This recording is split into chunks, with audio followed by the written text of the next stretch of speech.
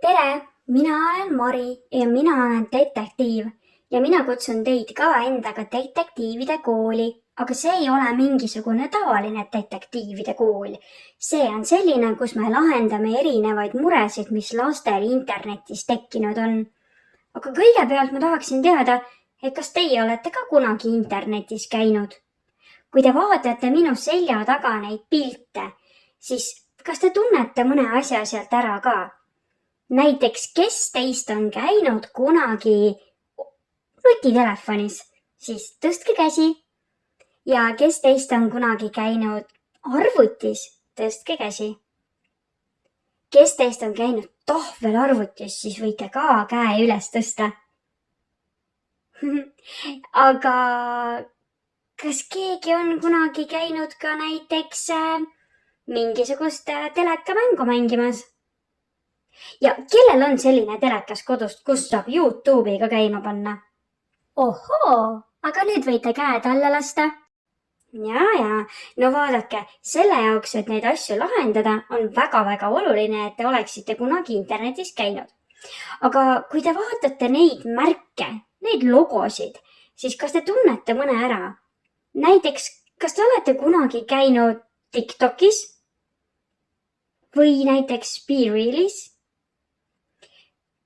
Kas te olete kunagi YouTube'is käinud? Ma arvan, et te olete küll. Või Instagramis. Ja ausalt öeldes minu selja taga on veel 2 märki. Pinterestis äkki olete meisterdamisi vaadanud ja Snapchatist videoid. No ma ei tea, isegi kui te kõikides nendes käinud ei ole, siis ma usun, et te saate mind aidata täna ikkagi.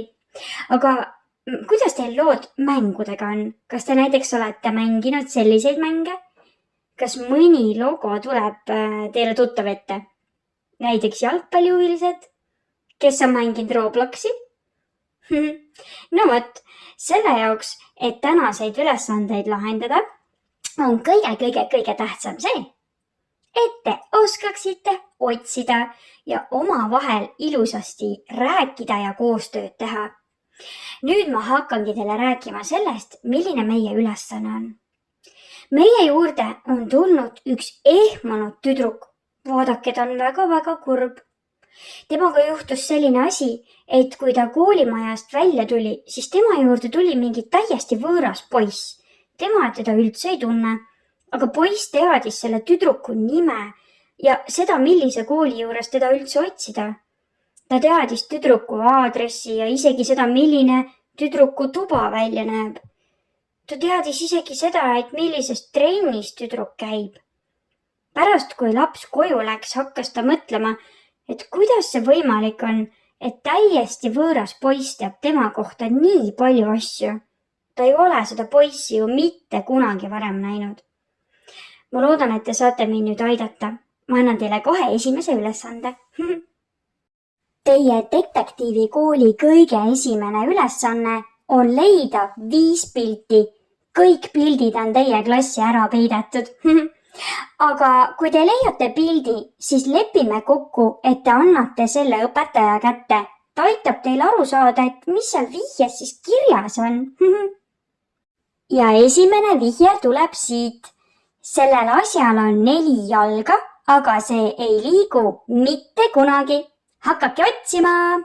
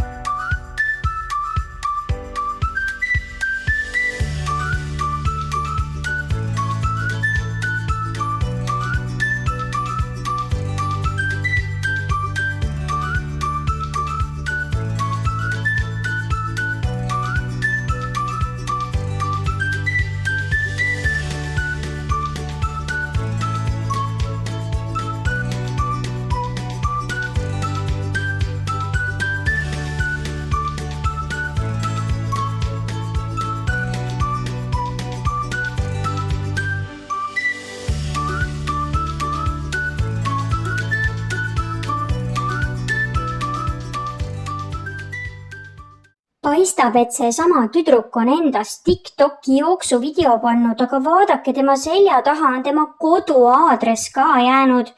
Roosi 3. Kas näete, maja peal on kirjas? Ei tohiks ju mitte kellelegi oma aadressi öelda. Võõrastele ammugi mitte. Ja nüüd teavad ju kõik inimesed, kus kohas ta elab. Mina seda küll kindlasti ei soovitaks. Esimene vihje on leitud, aga läheme vaatame, kus see teine vihje siis on. Ja see on sellises kohas, mis laseb teil läbi seina astuda.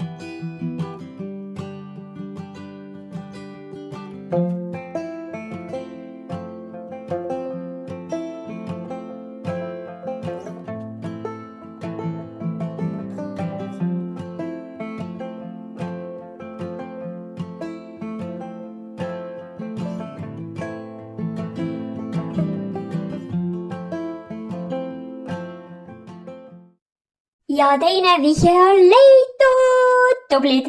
Aga vaadake nüüd seda pilti.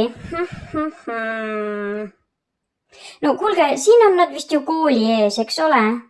Aga kooli nimi on ka peale jäänud. Kes see oskab lugeda, mis seal kirjas on?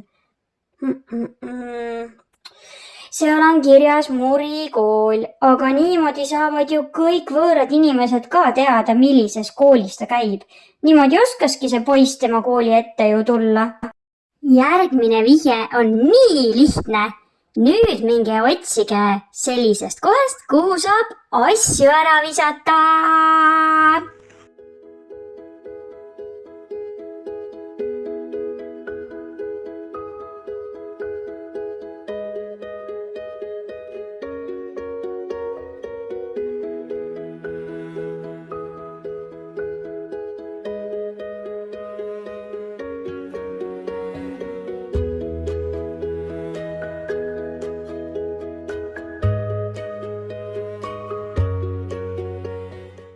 Mäletate, see poiss teadis isegi, milline selle tüdruku tuba on. Aga vaadake, ta on TikToki teinud sellise video, kus ta tantsib, aga terve tema tuba on näha. Mul on selline tunne, et ka see ei ole mitte kõige parem mõte maailmas. Aga nüüd läheme selle mängu eelviimast vihjet otsima. See on sellises kohas, mis laseb meil läbi seina vaadata.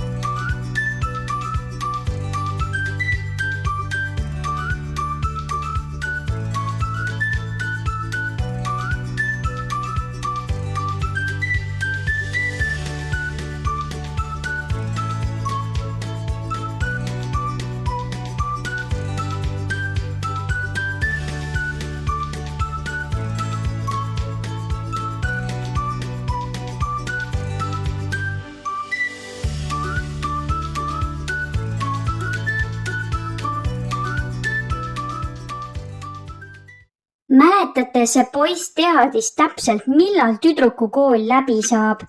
Vaadake, ta on TikToki kirjutanud, oleme koolis.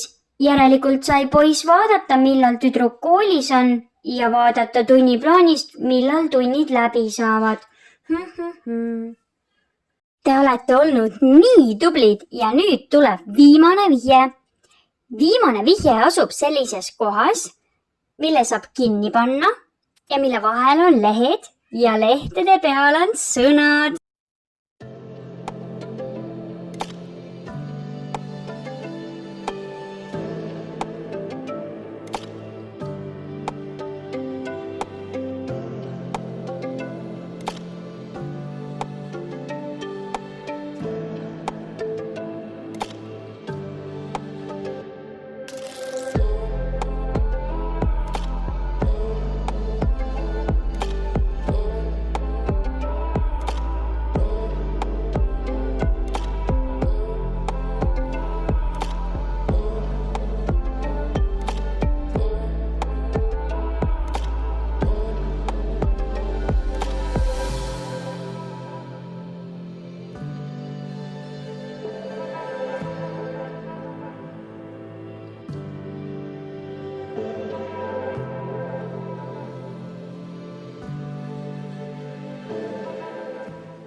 ja oletegi viimase vihje üles leidnud, väga tublid, aga vaadake, see tüdruk on pannud TikToki video, kus ta näitab, millises trennis ta käib.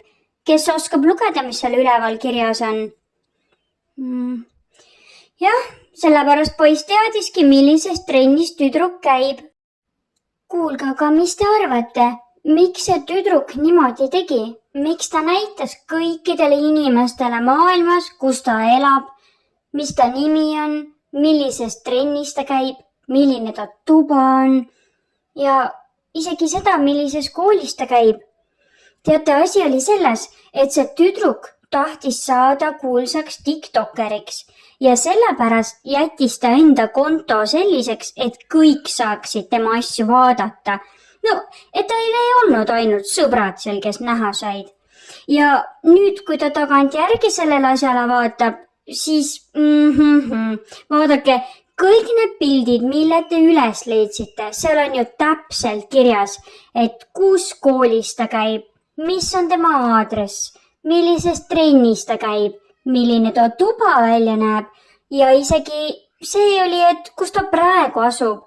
Ta kirjutas, oleme koolis ja sellepärast sai iga võõras inimene vaadata, et kus ta praegu on ja sai temaga rääkima minna.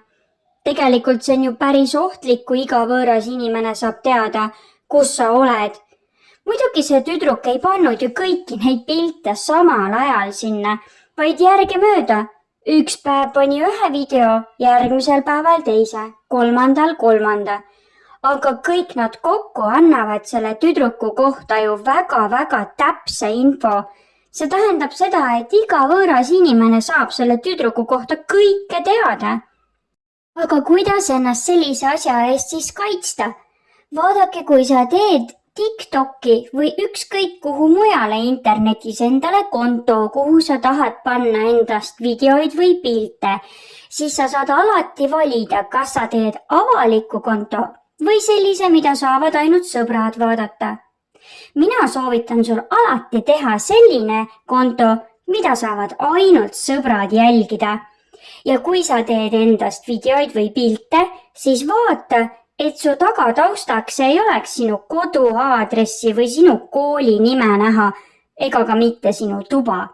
Näiteks sa võid teha linnas, mõne kohviku ees või mänguväljakul või metsas või lihtsalt muru peal või järve ääres või kuskil sellises kohas oma äge video, kus ei ole mitte ühtegi täpset aadressi näha.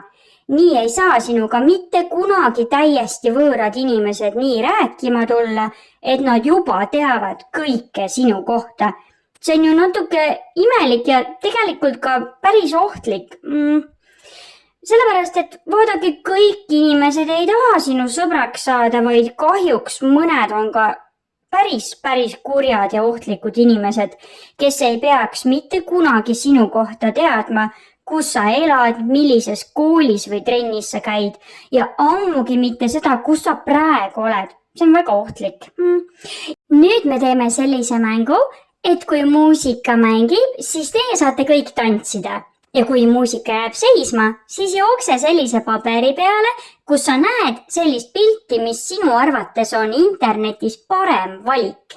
No näiteks, kui põrandal on selline pilt, kus on ka aadress näha, või selle kooli nimi, kus laps käib, siis ma ei tea, kas sa tahad sinna peale minna või sa tahad valida selle paberi, kus ei ole ühtegi aadressi ega maja isegi näha. No vaata, igal juhul, kui muusika jääb seisma, siis jookse sellise pildi peale, mis sinu arvates on parem valik, kuidas internetis käituda. Ja kui muusika hakkab jälle mängima, siis tantsime edasi ja niimoodi vaatame, kui kaua me jaksame.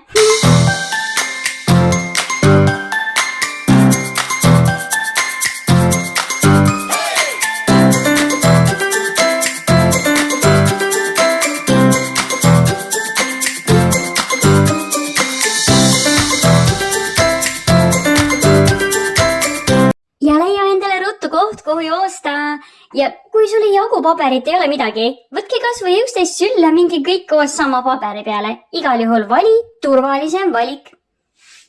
Ja nüüd kõik tagasi tantsima!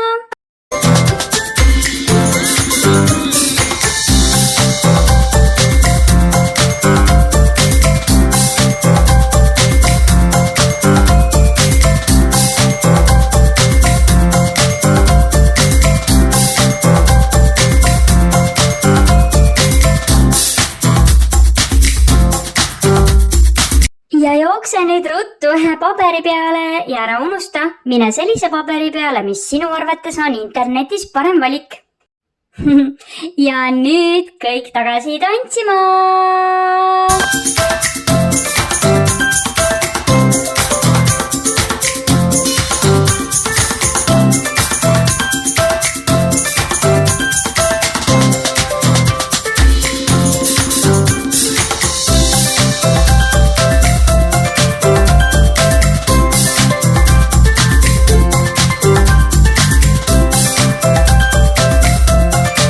Kuigi detektiivide kool on väga lõbus asi, siis ikkagi me peame tegelema ka päris muredega.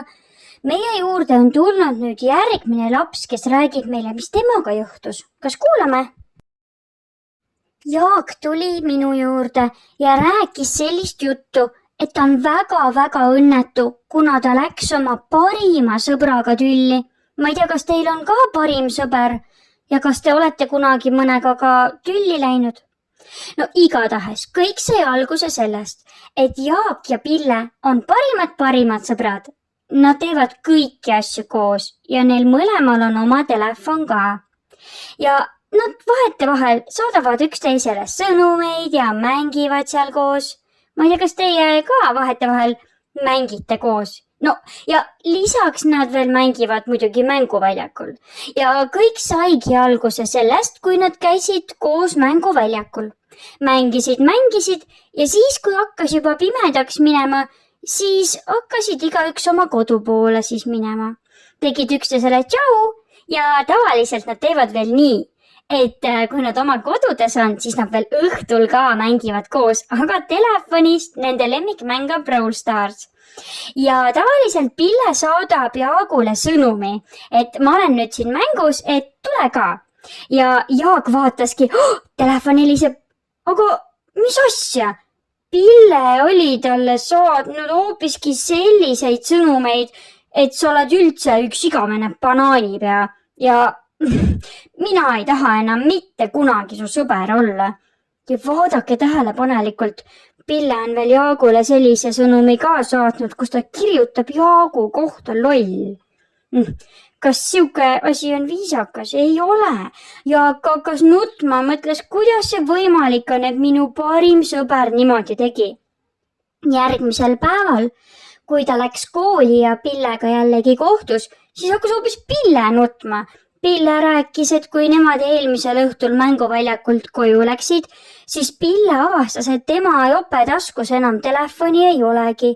Pille oli oma telefoni ära kaotanud, aga Jaagu telefoni läksid ju Pille telefonist väga ebaviisakad sõnumid. Kuidas selline asi üldse saab võimalik olla? Sellepärast, et telefon ei olnud ju enam Pille käes. Aga Jaak sai Pillelt ikkagi neid sõnumeid. Mis te arvate? Kuidas selline asi saab võimalik olla?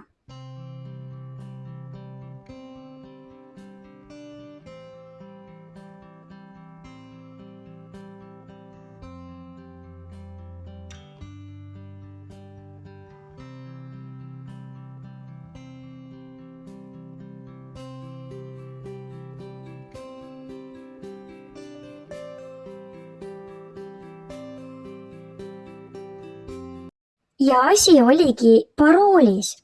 Nimelt Pille unustas oma telefoni mänguväljakule ja üks teine laps leidis ta telefoni. Pille telefonil oli nii lihtne parool, et see teine laps sai kohe täitsa vabalt Pille telefoni minna ja enda arvates hakkas nalja tegema, aga see ajas parimad sõbrad päriselt tülli. Millised paroolid teie arvates on kõige lihtsamad, mida te suudaksite ette kujutada? Näiteks, kas selline parool on väga hea, mis on 0000 või see on selline, mida saaks iga inimene ära arvata? Mõtle oma telefoni parooli peale, kas see on tugev parool või ei ole? Te olete olnud nii tublid detektiivid, lahendasite ära 2 lugu. Aga vaadake, neil oli üks väga sarnane asi ka. Mõlemad lapsed olid päris elus kas õnnetud või ehmunud sellepärast, mis toimus internetis. Ja kusjuures igast asjast, mida sina internetis teed või sinu kohta näiteks kirjutatakse, siis igast inimesest jääb internetti maha jälg, mille kohta saab öelda digitaalne jalajälg. Ma kohe räägin, kuidas see veel tekib ja mis asi see selline on. Ja vaadake, kui meil on näiteks üks selline tegelane, no kes see on? See on beebi. Ja kes see on? See on mees. Jah, üks on noor, teine juba palju suurem, eks ole? Ja mis asjad need on?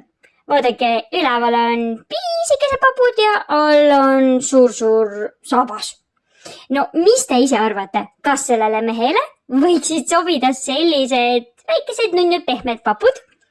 Või siis, kas äkki sellele beebile sobiks selline suur saabas? Mis te arvate, kas teil oleks väga mugav sellega kõndida? Vaadake, kui saabastega astuda, jäävad maha jäljed. Kui me astume pori sisse, jäävad tuppa porijäljed. Kui tuleme lumiste saabastega tuppa, jäävad tuppa märjad jäljed. Ja neid kõiki saab ju tegelikult lapiga ära kuivatada või ära pesta.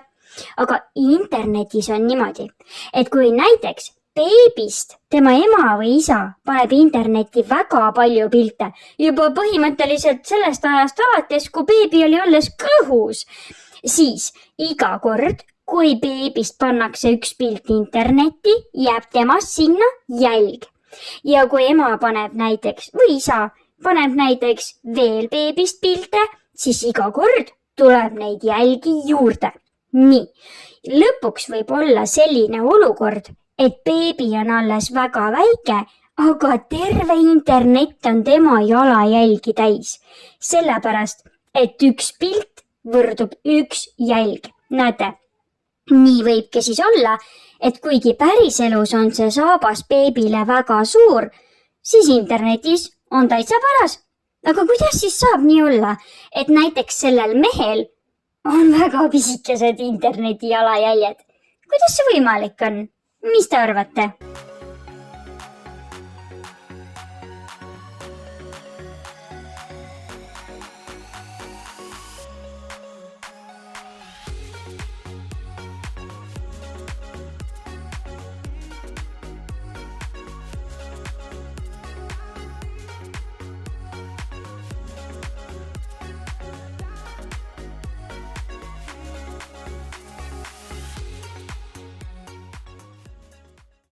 Jaa, just nii võibki olla, et kui sellel mehel on internetis väga vähe enda pilte, no talle lihtsalt võib-olla ei meeldi neid internetti panna, tal on kõike muud teha. Aga samal ajal ühest beebist on hästi palju pilte internetis, siis võibki niimoodi juhtuda, et kuigi beebi on väike, siis tema interneti jalajälg on suur ja suure mehe interneti jalajälg tibatilluke. Kui sa tahad, et sinu kohta mitte ükski võõras inimene ei tea, kus sa oled või mis koolis sa käid või mis su nimi on, siis ära interneti endast selliseid asju pane, eks ole. Ja kui sa ei taha, et sinu interneti jalajälg oleks nii suur, siis vaata, kui palju sa endast neid pilte ja videoid tahad jagada üldse internetis. Ja ära unusta, et üks tugev parool käib ka iga telefoni juurde, sellepärast et mäletad, mis Jaagu ja Pillega juhtus. Igatahes olite tublid, tšau! See mäng oli mõeldud 6–10-aastastele lastele, kes õppisid mängu käigus, millist informatsiooni enda kohta tasub internetis jagada ja millist pigem mitte. Lisaks seda, kuidas tugev või nõrk parool võib inimeste suhteid ka päriselus muuta ja kuidas tekib digitaalne jalajälg. Head aega!